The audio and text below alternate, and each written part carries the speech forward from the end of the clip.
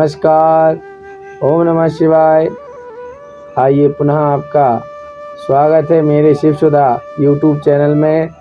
आप लोग जैसे कि जानते हैं कि मैं आप लोगों को पूजन पाठ के विषय में अपने चैनल के माध्यम से बड़ी सुंदर सुंदर जानकारियाँ देता हूँ। अभी श्रावण का महीना चल रहा है, जिसमें कहते हैं कि भगवान शंभु स्वयं इस पृथ्वी लोक में जितने भी शिवालय हैं उनमें प्रत्यक्ष रूप से विराजमान रहते हैं। और जो भक्त अपने घरों में पार्थिव शिवलिंग का निर्माण करते हैं, भगवान शंकर उनके घर में उस शिवलिंग में आकर पूजन स्वीकार करते हैं। और जो भक्त जिस कामना से भगवान भोलेनाथ की सेवा करता है, मूर्ति निर्माण करता है, अभिषेक करता है, तो समझ लेना कि भगवान भोलेनाथ की उस पर विशेष कृपा हो जाती है। आप लोग शिवलिंग निर्माण कैसे करें, किस तरह से मिट्टी का चयन करना चाहिए, कौन सी मिट्टी लेना चाहिए, तो इन विषयों में आज मैं आपको जानकारी दूंगा। जैसे कि शिव महापुराण में लिखा हुआ है कि ब्राह्मण श्वेत मिट्टी से बनावे, क्षत्रिय लाल मिट्टी से बनावे, वैश्य पीली मिट्टी से बनावे और शूद्र काली मिट्टी से बनावे। और यदि यह चारों मिट्टी जिस भी व्यक्ति को, जिस बंधुओं को, जिनसे भक्तों को प्राप्त ना होवे, तो वो लोग तीर्थ की मिट्टी लेकर भगवान शिव के लिंग का निर्माण कर सकते हैं। एवं यदि आपको नर्मदा जी की मिट्टी प्राप्त हो जावे तो उससे बड़ा और कोई नहीं हो सकता, क्योंकि नर्मदा के हर कण में, हर कंकड़ में शिव का निवास होता है। और मिट्टी जो भगवान नर्मदा जी की ले लेता है और भगवान महादेव की प्रतिमा को बनाता है, तो समझ लेना कि आपको और भी शीघ्र फल की प्राप्ति हो जाएगी। क्योंकि पुराणों में लिखा है, शास्त्रों में लिखा है कि मृत्यु यदि आपको प्राप्त करना है, मृत्यु के बाद यदि आपको मुक्ति को प्राप्त करना है, तो आप लोग गंगा जी के तट पर चले जाइए।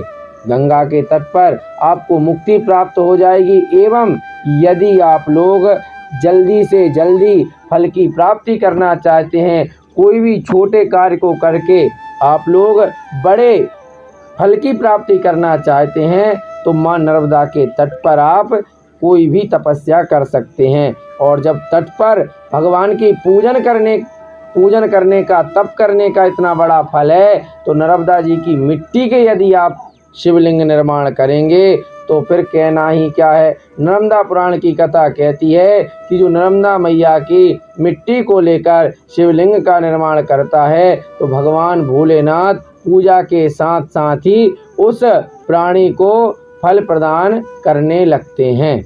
आप जो शिवलिंग निर्माण करेंगे तो उस शिवलिंग निर्माण में आपको क्या क्या वस्तु चाहिए, ध्यान से सुनिएगा, देखिएगा, वीडियो को पूरा देखना, समझना। जब ही आप लोग शिवलिंग सही तरीके से निर्माण कर पाएंगे, सही तरीके से पूजन कर पाएंगे। क्योंकि सोमवार, श्रावण के सोमवार लगने वाले हैं। यदि आप प्रतिदिन शिवलिंग निर्माण ना कर सकें तो आपको सोमवार के दिन तो अवश्य ही शिवलिंग का निर्माण करना चाहिए। और यह सावन का ही महीना एक ऐसा महीना है भगवान भोलेनाथ का, जो मनुष्य, स्त्री, पुरुष इस महीने में श्रावण के महीने भर अथवा श्रावण के सोमवार के दिन पार्थिवेश्वर की प्रतिमा बनाकर पूजन करता है, उसको अखंड सौभाग्य की प्राप्ति होती है और उसकी मनोकामनाएं पूरी होती हैं। तो आइए आप लोग जानिए शिवलिंग बनाने में आपको किस किस वस्तु की आवश्यकता पड़ती है। यह चौरंग आप देख रहे होंगे, मेरे पास में चौरंग है। अगर आपके पास इतना बड़ा चौरंग नहीं है, छोटा शिवलिंग यदि आप बनाना चाहते हैं, तो कोई लकड़ी का पटा ले में। यदि लकड़ी का पटा आपको नहीं मिलता है तो आप लोग एक बड़ी थाल लेवें, उसके ऊपर लौटा के एक उल्टी थाली रख देवें, प्लेट रख देवें, और फिर आप लोग उस पर ऐसा श्वेत कपड़ा बिछा लीजिए। इस श्वेत कपड़े, क्योंकि भगवान भोलेनाथ कर्पूर गौरम हैं, उनको श्वेत वस्तुएं बड़ी प्रिय हैं, इसलिए आप लोग ऐसे सफ़ेद कपड़े को लेकर उस पर आप बिछाइएगा। इस प्रकार आप एक थाली लेवें, थाली के अभाव में, अथवा आपके पास अगर कोई सिल्ली है, सिला है, वो भी ले सकते हैं, पीढ़ा है, पीढ़ा ले सकते हैं। मैंने थाली को रखा है, इस पर अच्छे से मिट्टी को हम ठोक पीट सकते हैं, ठीक है। और मेरे पास नर्मदा माई की मिट्टी है, तो इस प्रकार आप लोग मिट्टी भी ले सकते हैं। नर्मदा जी की मिट्टी है, इसलिए मैंने इसमें कोई भी वस्तु नहीं मिलाई है। नहीं तो अगर कहीं बमीटे की मिट्टी लें, खेत की मिट्टी लें, तो आप लोग उसमें गंगा जल, शहद, गौ माता का दूध, पवित्र जल और एवं उसमें आप तीर्थों की मिट्टी भी मिलाकर शिवलिंग का निर्माण कर सकते हैं। और यदि नर्मदा जी की आपके पास मिट्टी है, तो आप नर्मदा जी की मिट्टी लीजिए, बढ़िया अच्छी मिट्टी को छान लें, उसमें आप कंकड़ पत्थर देख लें, एक भी कंकड़ पत्थर नहीं होना चाहिए, मिट्टी पवित्र होवे, बिल्कुल एक सी मिट्टी होवे, जब आपके शिवलिंग अच्छे से बने। क्योंकि जब आप अभिषेक करेंगे तो शिवलिंग खंडित नहीं होना चाहिए। मैं आप लोगों को अभिषेक की भी विधि को बताऊंगा आने वाली वीडियो में। आपको जो आप घर पर बैठकर भगवान शिव की सोमवार के दिन किस प्रकार पूजा करें, वो मैं आपको आने वाली वीडियो में बताऊंगा, उसको भी आप पूरी देखना, जिससे कि श्रावण का महीना बड़ा पवित्र महीना है। क्योंकि इस बार 2 महीने श्रावण के हैं और अधिकम फलम, अधिक मास में जितना भी पुण्यदान किया जाए, पूजन पाठ किया जाए, तो अधिक से अधिक फल प्राप्त होता है। तो आइए आप लोग किस प्रकार शिवलिंग का निर्माण करेंगे वह देखिए। और आपको क्या सामग्री लगनी है, आप लोग पास में ही अक्षत को लेकर बैठना, क्योंकि शिव महापुराण की कथा कहती है एवं शास्त्र कहते हैं कि शिवलिंग निर्माण के बाद यदि अक्षत न लगाए जाएं उसमें, तो वह शिवलिंग की पूजन इंद्र देवता कर जाते हैं। इसलिए आपको शिवलिंग निर्माण के तुरंत बाद ही आपको उसमें अक्षत लगाना पड़ेगा। इसलिए आप जब शिवलिंग बनाने बैठें तो अक्षत भी अपने साथ में लेके बैठें। भोलेनाथ पर उनको बढ़िया साज श्रृंगार करने के लिए, बढ़िया लेप करने के लिए आप नर्मदा जल, गंगा जल, जो भी आपके पास उपलब्ध है, एक पात्र में आप वो लेकर रख लीजिएगा। आइए आप लोग अब शिवलिंग निर्माण को देखिए। और शिवलिंग निर्माण करने के पूर्व एक बात और आप ध्यान रखें कि आप लोग जो जिलहरी बनाते हैं, पीठ बनाते हैं भगवान भोलेनाथ को शिवलिंग को रखने की, उसकी मिट्टी शिवलिंग से ड्योढ़ी होना चाहिए। या तो दुगनी रखो या फिर ड्योढ़ी रखो, क्योंकि शिवलिंग का भार जो होता है वो जिलहरी सहन करती है। इसलिए जिलहरी माता पार्वती का स्वरूप है, पीठ माता पार्वती का स्वरूप है। इसलिए उसका जो भाग है, जो उसका वजन है, वह शिवलिंग से अधिक होना चाहिए। यदि शिवलिंग बड़ा होगा, जिलहरी कम होगी, तो आपको अपराध लगता है। आप इतनी मिट्टी लीजिए, जैसे आपको इतनी मिट्टी के आपको जिलहरी पीठ बनानी है। इसी को पीठ कहते हैं शिव पुराण की भाषा में, और इसी को जिलहरी कहते हैं लौकिक भाषा में। एवं इसको हम लोग यदि और भाषा समझें तो भगवती पार्वती का स्वरूप भी इसी को कहा जाता है। इसके ऊपर ही शिवलिंग विराजमान होता है। तो आइए आप लोग इतनी मिट्टी लीजिए, इससे अधिक भी ले सकते हैं, किंतु प्रमाण के अनुसार शिवलिंग जो व्यक्ति बनाता है, जो यजमान होता है, उसको अपने इस भाग को देखना चाहिए। इस भाग से शिवलिंग ऊंचा ना होवे एवं अंगूठे से नीचा ना होवे। इसलिए इन बातों का भी आपको शिवलिंग निर्माण में विशेष ध्यान रखना है। तो आइए हम लोग जो शिवलिंग बना रहे हैं उसको देखिए, क्योंकि आप लोग जब देखेंगे, बनाएंगे, तभी आप सुंदर स्वरूप दे पाएंगे। एवं मैं आपको बता दूं कि जिलहरी का जो मुख होता है वो किस तरफ आपको रखना है, भोलेनाथ का जो मुख है वो किस तरफ रखना है, और आपको किस तरफ बैठकर महादेव की पूजन अर्चन को करना है, इसका भी बड़ा महत्व है। क्योंकि हम लोग इतना तो कर ही सकते हैं, जब हम पूजन पाठ करेंगे तो शिवलिंग की पूजन यदि सही तरीके से करेंगे, क्योंकि आज का ज़माना जो है वो सभी लोग भैया देखो पढ़ लिख चुके हैं, तो अब आजकल हम लोगों को सबको जानना चाहिए। जब तक नहीं जानते थे जब तक ठीक है चला, पर अगर जानने लगे और जानने के बाद यदि हम लोग उस आचरण को नहीं करते हैं, उस कार्य को नहीं करते हैं, तो उसका बहुत भयंकर परिणाम होता है। इसीलिए व्यक्तियों को आपने देखा होगा, सबके पास धन बहुत है पर खाने वाला नहीं है, और अगर आपके पास बिस्तर अच्छा है तो नींद नहीं है। क्यों नहीं है? क्योंकि आप लोग जानते तो हो कि परमात्मा है, किंतु परमात्मा को आप मानने को तैयार नहीं है। इसलिए आपको आए दिन एक से एक बड़ा दुख आपको प्राप्त हो रहा है। आपके पास सब कुछ होते हुए भी आपके पास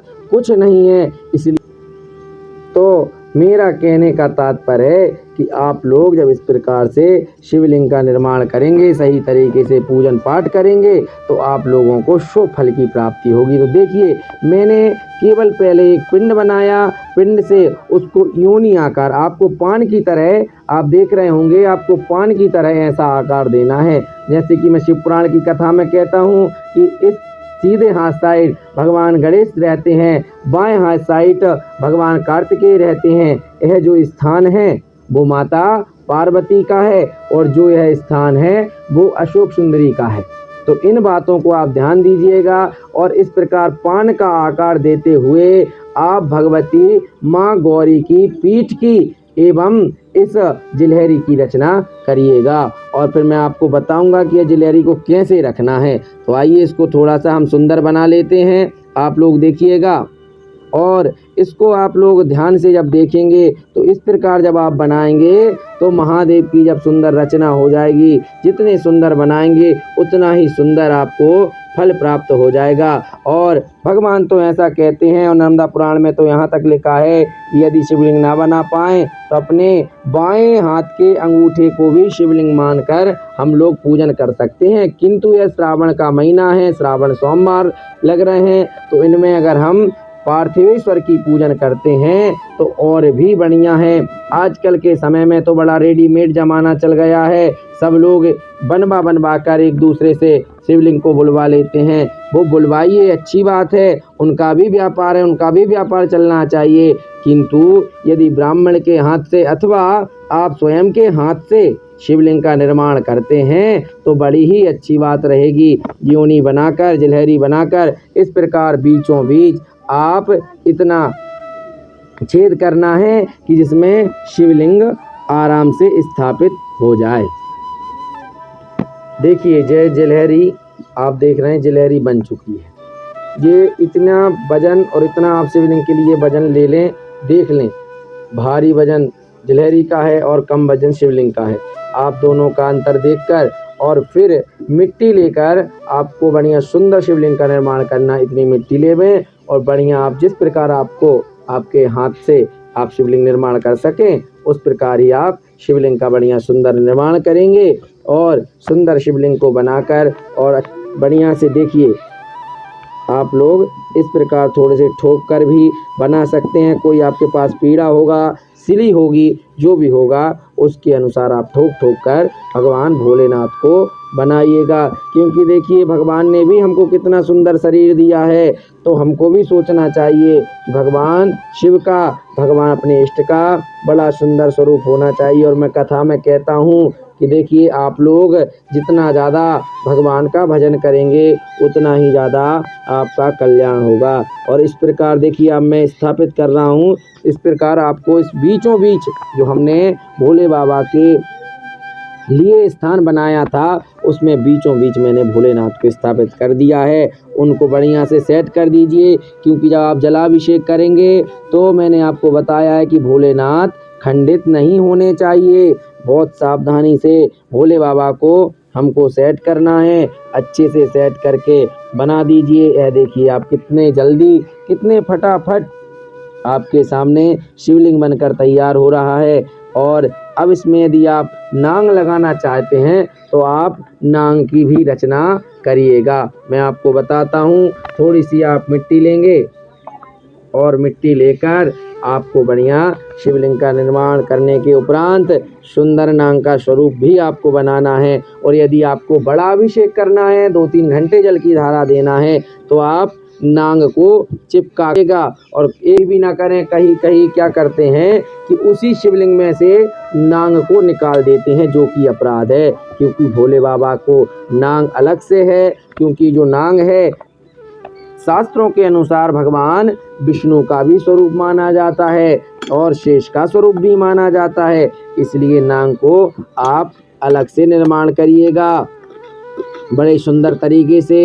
और आपको जितना सुंदर अगर बनाते बने तो बनाए, क्योंकि मैं तो प्रतिदिन श्रावण के महीने में बड़ा अभिषेक करता हूँ, इसलिए शिवलिंग पे जो नांग है उसको मुझे चिपका कर ही बनाना पड़ता है, क्योंकि 2-3 घंटे जल की धारा भोले बाबा पर प्रभावित होती है, तो भोलेनाथ का नांग गले ना टूटे ना, क्योंकि पार्थवेश्वर हैं तो उनकी सुरक्षा करना भी हमारा दायित्व होता है। इसलिए आप लोग ऐसे सेट करके चिपका के भगवान शिव के नांग को बनाइएगा। इस प्रकार पहले आप एक बील पत्ती ले लें और बील पत्ती को सीधे रखें। देखिए उत्तर तरफ आपको बड़े पत्ते को रखना है, ध्यान देना। जो बीच वाला पत्ता है वो उत्तर की तरफ होना चाहिए और भोले बाबा को आप लेकर इस प्रकार स्थापित करिए। उत्तर में भोले बाबा की जलहरी का जल है और पूर्व दिशा में भोले बाबा का मुख है। और जब आप पूजा के लिए बैठें, ध्यान देना भोले बाबा की पूजा में आपको ऐसे ही, अगर आप मंदिर में भी जाते हैं, अगर भोले बाबा के पास में जगह है तो आप इस प्रकार खड़े होइए। जलहरी का मुख उत्तर में है तो जल इधर गिरेगा और यहाँ से बैठकर आपको भोले बाबा की पूजन करनी है, क्योंकि शिव पुराण में लिखा है यदि आप पूरब में बैठकर पूजन करते हैं तो भोले बाबा का मुख के सामने बैठकर पूजन नहीं करी जाती। पीछे बैठ के यदि आप पूजन करते हैं तो पीठ की पूजन नहीं की जाती। यहाँ पर उत्तर में बैठ के यदि आप पूजन करते हैं तो आपका मुख दक्षिण की तरफ हो जाता है और यहाँ भोले बाबा का निर्माल्य जो गिरता है उसको स्वीकार करने के लिए, उसको झेलने के लिए भगवान का एक चंड नाम का गण बैठता है, इसलिए उधर भी नहीं बैठना चाहिए। इसी स्थान है आप लोग यहाँ दक्षिण दिशा में बैठ और आपका मुख दिशा की ओर हो और आप तो हो बड़ी अच्छी पूजन स्वीकार होगी। हमेशा उत्तर दिशा में ही मुख कर भोले बाबा की पूजन। इस प्रकार आप शिवलिंग का निर्माण करिए और यहाँ पर आपको मैंने बताया था कि दाहिने साइड भगवान गणेश का स्थान है, यहाँ कार्तिकेय जी का स्थान है, ये माँ गौरी का स्थान है। यहाँ भी पार्थवेश्वर में 3 बिंदी लगाई जाती हैं जो माता गौरा का स्वरूप माना जाता है एवं यह नांग स्वरूप है। और यहाँ पर भोले बाबा में चंद्रमा का, गंगा का एवं जो वीरभद्र, कुबेर और कीर्ति मुख हैं उनका शिवलिंग में ही आवाहन कर आप लोग भगवान शिव के परिवार सहित शिव की पूजन कर लीजिएगा।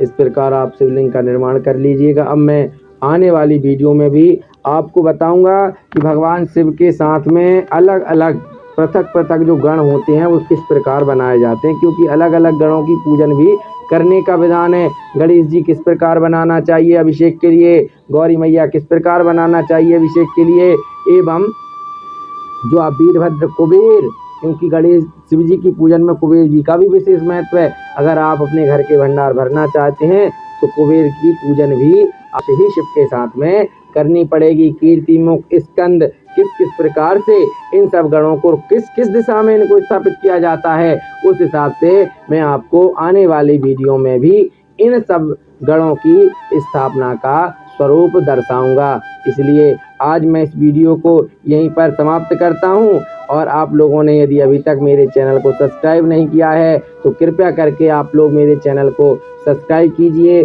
और